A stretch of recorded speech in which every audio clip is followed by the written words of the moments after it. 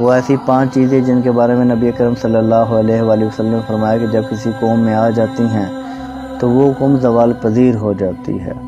یہ 5 چیزیں میں سمجھتا ہوں اس وقت بطور پاکستانی ہم میں صلاحیت کر چکی ہیں، جس کی وجہ سے ہم پر عذاب نازل ہو رہے ہیں۔ نمبر 1، نبی اکرم صلی اللہ علیہ وآلہ وسلم نے فرمایا کہ جب کسی قوم میں فحاشی عام ہو جاتی ہے، زناکاری عام ہو جاتی ہے، ریانی عام ہو جاتی ہے، بدکاری عام ہو جاتی ہے۔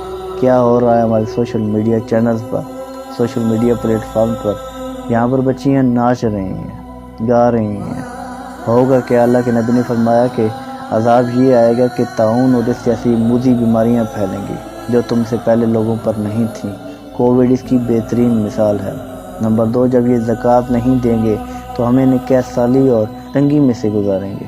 آپ دیکھیں ہم آج کن حالات میں سے گزر رہے ہیں۔ ہمارے کون سے دکاندار ہیں جو ناپ تول میں کمی نہیں کرتے؟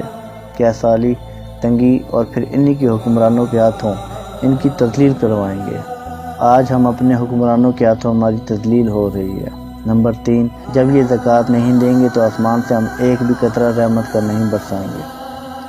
اگر زمین پر چوپائے نہ ہوتے تو بارش نازل ہی نہ ہوتی۔ نمبر 4، اللہ اور اس کے رسول کے ساتھ عہد و پیمان کو توڑ دیتے ہیں۔ وہ وعدے جو ہم نے اللہ اور اس کے رسول کے ساتھ کیے ہیں ہم ان کو توڑ دیتے ہیں، تو ہم ان لوگوں پر انہی میں سے دشمن کو مسلط کر دیتے ہیں جو ان کے پاس جو کچھ ہوتا ہے وہ ان سے چھین لیتے ہیں۔ نمبر 5، جب ان کا فیصلہ کرنے والے کتاب اور اللہ کے حکم کے مطابق فیصلہ نہیں کرتے تو ہم ان کے درمیان اختلافات اور نفاق ڈال دیتے ہیں۔